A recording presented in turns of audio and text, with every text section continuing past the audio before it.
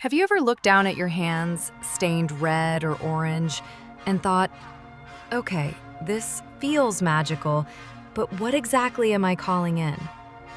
In today's video, we're talking about why coloring your hands, especially in red and orange, can be a powerful practice in pagan and Celtic-inspired paths, and how to turn it into a small, daily ritual of protection, courage, and creativity. Hi, I'm Sky, an eclectic pagan who loves blending old ways with modern life. This is Lesson 1 in our little witchy study series, Hand Magic and Color Symbolism, Red and Orange. By the end of this video, you'll know what hands represent in pagan and Celtic traditions, what red and orange have symbolized across history, and how to use dyed hands as a conscious ritual, not just a vibe. If that sounds good, grab a cup of tea and let's get into it. Let's start with the basics. Hands. In a lot of old European and Celtic traditions, hands are not just body parts. They are tools of will. They show what we choose to do in the world. Symbols of oath. Think of handshake deals and sworn promises. Markers of craft. The maker's hands, the healer's hands, the warrior's hands. In a Celtic context, you see hands tied to warriors lifting spears, shields, and swords, craftspeople shaping metal, wood, and cloth, healers laying hands on the sick, and oaths, promises made by clasping hands or raising a right hand to the gods. So, when you color your hands, you're basically saying, I dedicate what I do in this world to this energy. Your hands become living talismans. Now, let's talk red. Across a lot of pagan and pre-Christian cultures, red is tied to blood and life force, the physical spark that keeps us alive. Courage and battle. Warriors often wore red or carried red banners. Protection. Red strings, red paint, red fabric used as wards.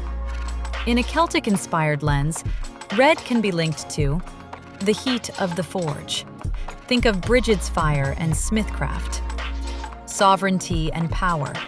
Kingship, leadership, the right to rule. The land itself. Iron-rich, red-tinged earth and stones. So, when you dye your hands red, you might be saying, I claim my courage. I honor my life force. I surround myself with protection as I act. You can literally look at your red-stained fingers and remember, these hands are brave and they are protected. Now, let's move into orange, the in-between of red and yellow. Orange often symbolizes firelight, sunset, embers, hearth glow. Transition, the liminal space between day and night. Creativity and joy, playful, expressive energy. Harvest and abundance, pumpkins, autumn leaves, ripened fruit. From a Celtic pagan perspective, orange can echo the threshold times, dusk and dawn, when the world feels thinner. Inspiration and artistry, music, story, craft. The sacred hearth, warmth, family, shared food. So when your hands are dyed orange, you might be choosing to embody creative fire. These hands make art, not just survive. Liminal magic. I move between worlds. I welcome change. Joyful witchery. My magic can be playful and bright. Now, let's take this from interesting facts to actual practice. Here's a simple way to turn dyeing your hands red or orange into a mini ritual. Choose your color with intention. Red for protection, courage, life force. Orange for creativity, joy, transition, harvest. You can even mix them, or do one hand red and one orange. Pick a safe dye. Examples: henna, beet juice, paprika with oil, turmeric mixed carefully, or skin-safe body paint. As always, patch test and be kind to your skin. Set a statement or prayer. While you're applying the color to your hands, say something like, "With this red, I honor my blood and my bravery. With this orange, I light the fire of creativity in my hands." Breathe it in. Look at your hands. Notice the color. Ask yourself, what am I choosing to hold today? What am I willing to let go of? Carry it into your day. As you cook, type, parent, draw, clean, or work, remember, every action becomes part of the spell. The magic isn't only in the color, it's in the choices you make while wearing it. Very quickly, just to place this in a broader context, in many pagan and pre-Christian cultures, red has been tied to life, blood, sacrifice, and protection.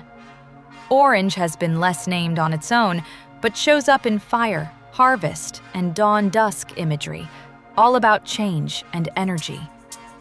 You don't have to copy any one tradition perfectly. As an eclectic pagan, you're allowed to respectfully gather, learn, and then listen to what your gods, guides, and gut tell you to do. To close out, here are a few reflection questions you can use in your Book of Shadows or your study PDF. When I dye my hands red, what parts of my life feel like they need courage or protection? When I dye my hands orange, where do I need more creativity, play, or change? What kind of oaths or promises do I make with my hands every day?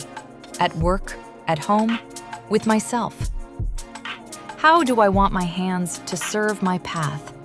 As warrior hands, healer hands, creator hands, or a mix? You can pause the video and write these down later.